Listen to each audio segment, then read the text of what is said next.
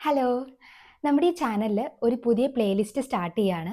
എല്ലാ വീക്കിലും എനിക്കിഷ്ടപ്പെട്ട കുറച്ച് മൂവീസ് ഞാൻ നിങ്ങൾക്കായിട്ട് സജസ്റ്റ് ചെയ്യും. ഇതെല്ലാം പുതിയ OTT റിലീസ് മൂവീസ് ആയിരിക്കണമെന്നില്ല.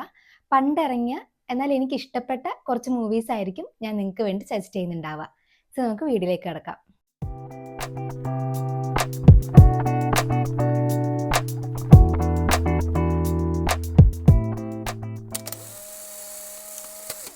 ആദ്യത്തെ സിനിമ 1001 നുണകൾ. ഇത് 2023 ഇറങ്ങിയ ഒരു മിസ്റ്ററി ഡ്രാമ ജോണറിലുള്ള മൂവിയാണ്. ഒരു വെഡ്ഡിങ് ആനിവേഴ്സറി പാർട്ടിക്കിടെ couples truth and dare game കളിക്കുന്നതാണ് ഈ ഒരു സിനിമയുടെ പശ്ചാത്തലം. എനിക്ക് തോന്നുന്നു വിവാഹം കഴിച്ചവരും ഇനി കഴിക്കാനിരിക്കുന്നവർക്കും ഒരിക്കലെങ്കിലും ഒന്ന് കണ്ടിരിക്കേണ്ട ഒരു മൂവി ആയിട്ടാണ് എനിക്ക് ഫീൽ ചെയ്തത്. ഇതിലെ 1-2 ക്യാരക്ടേഴ്സ് ഒഴിച്ച് ബാക്കി എല്ലാവരും പുതുമുഖങ്ങളാണ്. പക്ഷെ എല്ലാവർക്കും അവരുടേതായ ഒരു ഇമ്പോർട്ടൻസ് ഉണ്ട്.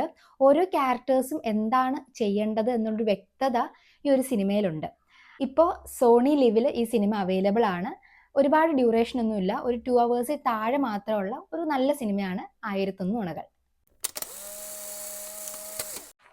രണ്ടാമത്തെ മൂവി ജിസ് ജോയ് സംവിധാനം ചെയ്ത ഇന്നലെ വരെ. ഇത് 2023 ഇറങ്ങിയ ഒരു ത്രില്ലർ മൂവിയാണ്. ആസിഫ് അലി, നിമിഷ സജയൻ, പെപ്പെ തുടങ്ങി മെയിൻ സ്ട്രീം ക്യാരക്ടേഴ്സ് ഒക്കെയാണ് ഇതിലുള്ളത്. ഒരുപാട് ക്യാരക്ടേഴ്സ് ഒന്നുമില്ല, ഒരു ചെറിയ മൂവിയാണ്. ഒരു ജിസ് ജോയ് മൂവി ആയതുകൊണ്ട് തന്നെ ക്ലൈമാക്സിലേക്ക് വരുമ്പം കുറച്ച് പോസിറ്റിവിറ്റിയും ഫീൽ ഗുഡ് ഇമോഷൻസും ഒക്കെ ആഡ് ചെയ്യുന്നുണ്ട്. അത് കുറച്ചൊരു ക്ലീശയായിട്ട് തോന്നാം, പക്ഷെ അല്ലാതെ നമുക്ക് സിനിമ മൊത്തത്തിൽ നോക്കുമ്പോൾ ആദ്യം മുതൽ അവസാനം വരെ പ്രേക്ഷകനെ നല്ല എൻഗേജ്ഡ് ആയിട്ട് പിടിച്ചിരുത്തുന്ന ഒരു നല്ല ത്രില്ലർ മൂവിയാണ് ഇന്നലെ വരെ. ഈ ഒരു സിനിമയും സോണി ലിവിൽ അവൈലബിൾ ആണ്. അടുത്ത മൂവി 2023 ഇറങ്ങിയ ഒരു തമിഴ് മൂവിയാണ് പോർതൊഴിൽ. എനിക്ക് തോന്നുന്നു സിനിമാ പ്രേമികളായിട്ടുള്ള ആൾക്കാരൊക്കെ ഓൾറെഡി കണ്ടിട്ടുള്ള ഒരു മൂവിയാണ്. നിഖില വിമൽ, ശരത് കുമാർ, അശോക് സെൽവൻ ഇവരെയൊക്കെയാണ് അഭിനയിച്ചിട്ടുള്ളത്. ഒരു സീരിയൽ കില്ലിങ്ങിന്റെ ഇൻവെസ്റ്റിഗേഷൻ ആണ് സിനിമയുടെ പ്രമേയം. വളരെ സ്ട്രോങ് ആയിട്ടുള്ള ഒരു സ്ക്രിപ്റ്റാണ്. ആദ്യം മുതൽ അവസാനം വരെ പ്രേക്ഷകനെ പിടിച്ചിരുത്തുന്ന രീതിയിലുള്ള ഒരു ഡയറക്ഷൻ ആയിരുന്നു. അതിൻ്റെ കൂടെ ജേക്സ് ബിജോയ് ആണ് മ്യൂസിക് ചെയ്തിരിക്കുന്നത്. അപ്പോൾ ആ ഒരു ഗംഭീര എക്സ്പീരിയൻസ് ആയിരിക്കും എന്ന് ഞാൻ പറയേണ്ടതില്ലല്ലോ. ഇപ്പോൾ ഈ മൂവി സോണി ലിവിൽ അവൈലബിൾ ആണ്. ഈ ഒരു വീഡിയോയിലെ അവസാനത്തെ സജഷൻ 2024 ഇറങ്ങിയ ഫെമിനിച്ചി ഫാത്തിമ.